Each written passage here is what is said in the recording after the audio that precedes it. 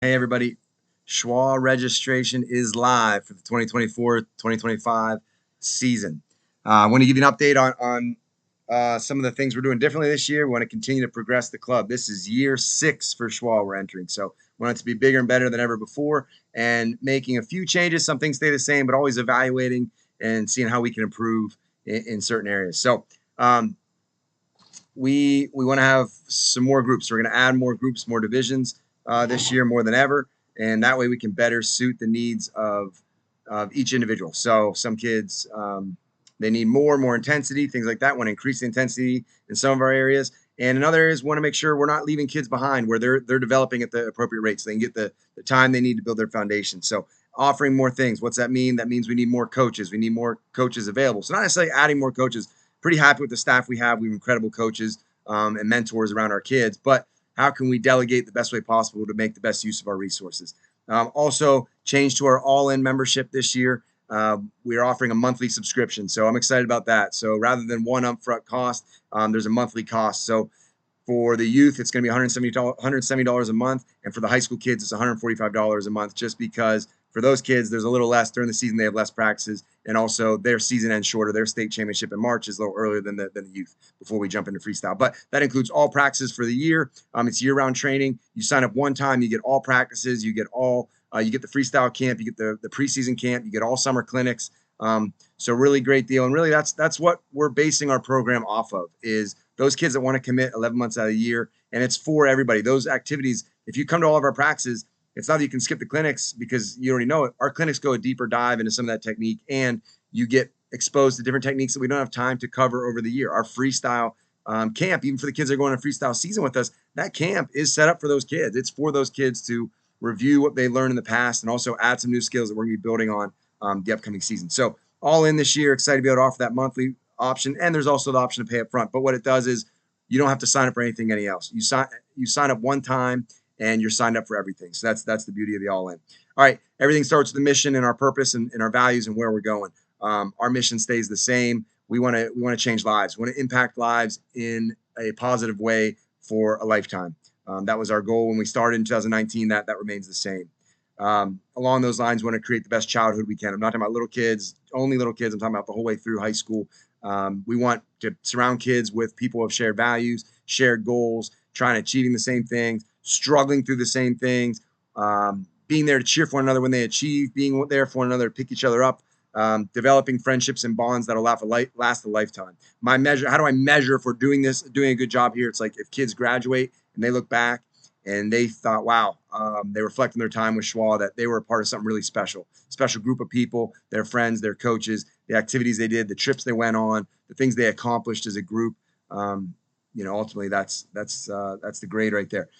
Beyond those two, we want to build champions. We want to continue to build elite wrestlers, and we've been able to do that. Our state place winners and state qualifiers have grown and grown and grown, especially at the youth level. And now, as our kids are growing up into the middle school and high school ranks, that's only going to continue to improve. So excited to continue to build champions, not only at a state level, but also at a national and international level. This summer we were fortunate. We had a representative for Team USA for SHWA, and that was a really big deal.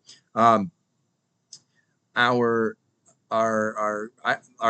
final kind of mission here is to make club wrestling accessible to more people. So being an inclusive club rather than an exclusive club. Now, the challenge there is we do want to develop elite wrestlers, but we never set out to be the club that was, hey, get really good and then come see us and we'll pose in the picture with you. We want to develop wrestlers. That's the fun in it.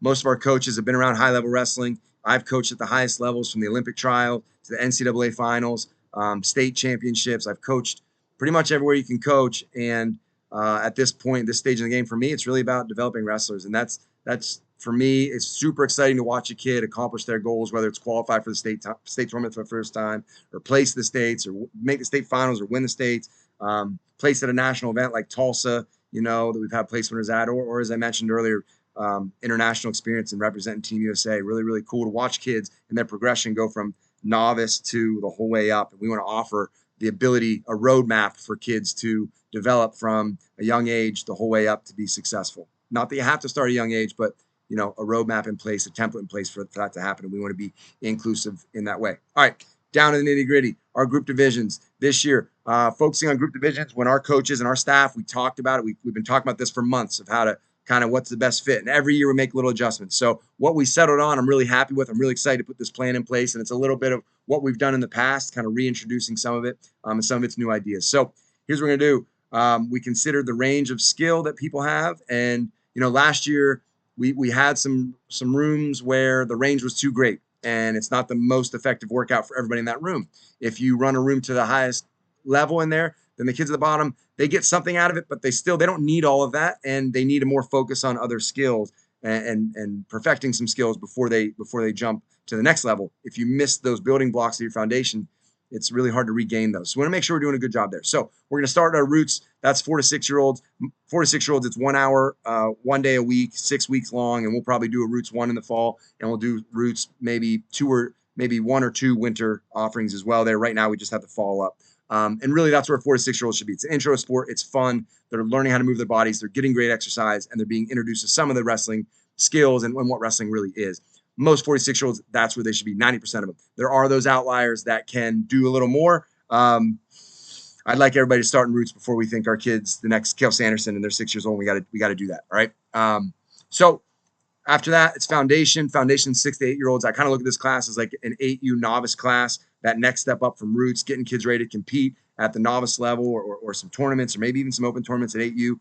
But, I look at 7 year olds and where their development is, and developmentally, usually I'm looking at a 7 year old, and when I'm running practice, I'm still physically putting their hands kind of in positions. And that takes a lot of time to get around to do that for people. And it's not going to be the appropriate pace for older kids. So that is 6 to 8 years old. Again, of course, there are outliers, but let's deal with that. When they start in that foundation, we can always slide people up if need be. That's easier to do than vice versa. That, again, my own son, when he was 7 years old, he didn't come to SHWA Advanced. It wasn't a great fit for him. He was in the Mount Lebanon rec program, and he would come sporadically once a week to get different partners and different technique, but he really needed hammering those basics in the rec program: double leg, sprawling, spin drill, stand-ups, half Nelsons, chinning kids back. That's what he needed at that level at 7 years old. And then of course at 8U, he was a state place winner. So it worked out for him, his development. It was exactly what he needed. He needed the rec program wrestling. And that's what the intermediate level is going to do, is help kids get a jump start on their season in the fall, so they're ready to go come fall, whether it be moving into our advanced room or heading into their rec room with a great, almost another season really under their belt. All right, and then into our intermediate room. So basically it's that step between those two. It's the 8U open level kids, the 8U kids that want to go to the state tournament, I would say, is kind of that range, and up from there. So, getting into our 9 and 10 year olds who are either novice or trickling into maybe open, or even open, and they're just not quite there yet, and they need some more foundational skills. So really what I see for the advanced room is basically state qualifier level and up. We want to get that room kind of more manageable, using our downstairs and our upstairs in a more manageable way, and manage that a little differently, so we can really, really continue to push our elite wrestlers to achieve at the level that they want to achieve at, and the effort that they're putting into it, and increase that intensity in that room. So with that said, we have we're going to do proficiency testing, which we've tried in the past, and really going to stick to it this year, and have a clear plan. And I like that, because it gives us a clear plan of curriculum for our coaches in the foundation and intermediate rooms. For example, intermediate, there's going to be a lot of skills you have to test through to get to the advanced room. And probably most importantly, there's an intensity skill there and a focus skill where you're going to have to run a mile, and you're going to have to drill hard for 5 minutes without instruction. So going through everything, and really that, building that intensity so you're ready to bring that fire to that advanced room, making sure that that's there and it's the appropriate fit.